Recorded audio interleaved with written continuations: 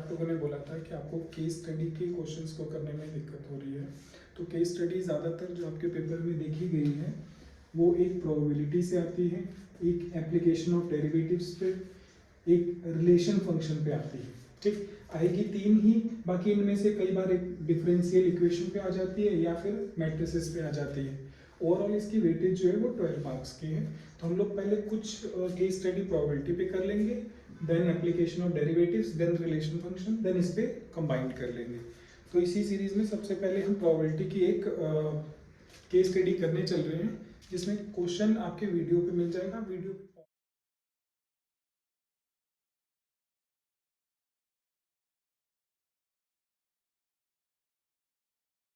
Pause करके आप question पढ़ सकते हैं।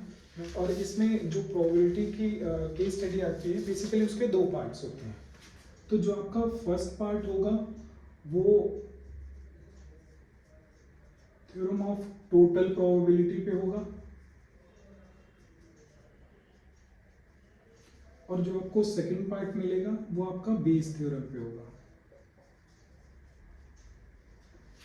और क्वेश्चन में अभी मैं आपको बताऊंगा, आपको पता कैसे चलेगा कि कौन से पार्ट में टोटल प्रोबेबिलिटी लगाना है और कौन से में बेस थ्योरम लगाना है। तो सबसे पहले हमारे पास एक क्वेश्चन है।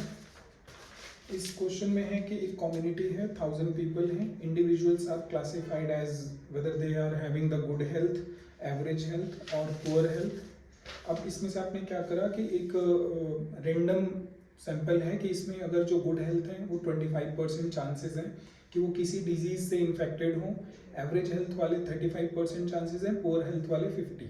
अब लेकिन जो इसमें आपसे फर्स्ट पार्ट पूछा है, अगर आप क्वेश्चन पढ़ोगे एक बार ध्यान से, सबसे पहले हमें फर्स्ट पार्ट को सॉल्व करने से पहले कुछ चीजें जो क्वेश्चन में मेंशन है, जैसे P(E1), E1 मतलब प्रोबेबिलिटी ऑफ इवेंट ए।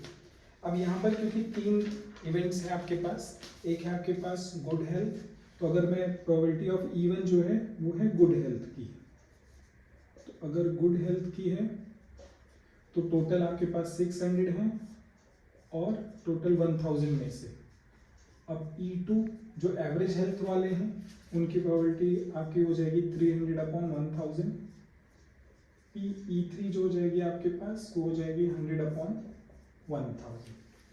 अब PA/E1 का मतलब है कि गुड हेल्थ हो, still they are getting affected by a particular disease, जिसकी प्रोबेबिलिटी आपको दे रखी है उसमें 25%। 25% मीन्स 25/100।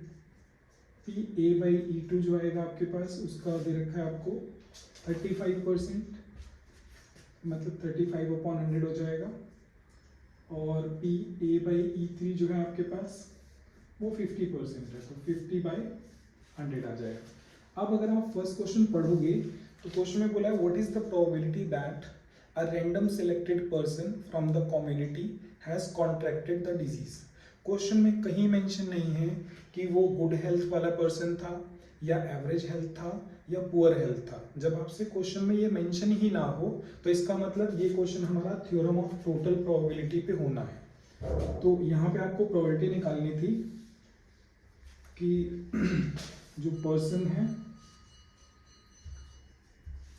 पर्सन कॉन्ट्रैक्टेड डिजीज, तो इस केस में आपके पास डायरेक्ट फॉर्मूला होता है PE1 multiply PA/E1, then PE2 multiply PA/E2, then PE3 multiply PA/E3।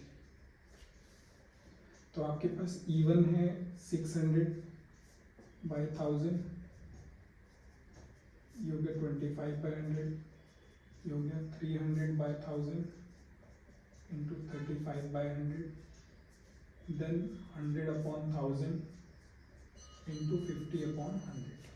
क्योंकि सबका डिनोमिनेटर सेम है तो आप डिनोमिनेटर कॉमन कर सकते हो 5 zeros के साथ।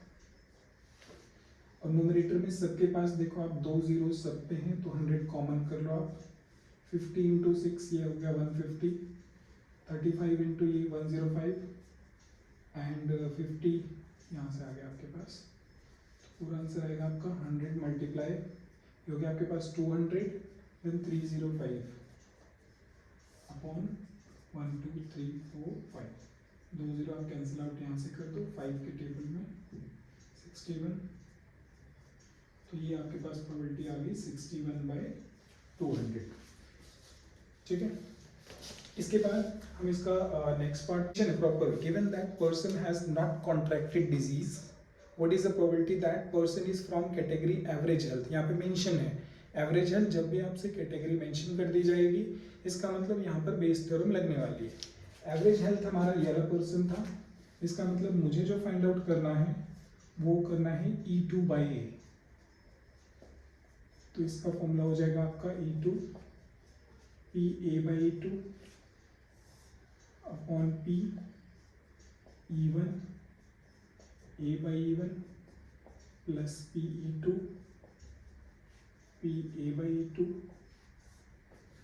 Plus PE3 PA/E3।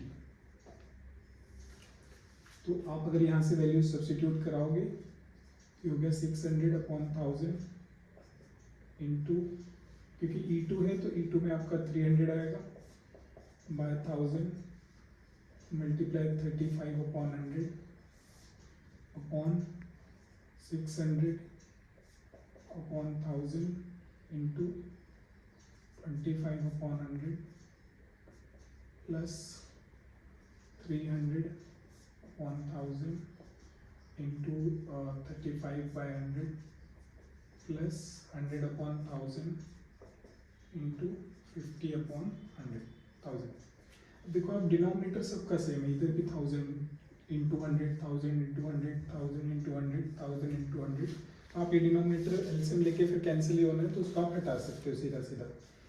इन दोनों को मल्टीप्लाई करके आप ऊपर लिखोगे, देखो आप 2 0 भी सब पे है, इस पे भी है, इस पे भी है, इस पे भी है, इस पे भी, तो इसको रिमूव कर दो।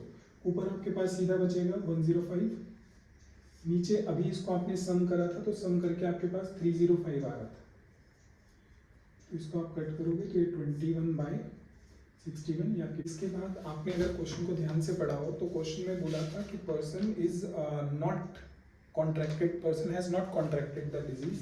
इसका मतलब आपको फाइंड आउट करना है P E2/A नॉट, तो इसको आपको 1 में से ये सेम प्रोबेबिलिटी को माइनस करना पड़ेगा, तो आपका आंसर हो जाएगा ये 40/61। तो this is the required answer. Thank you.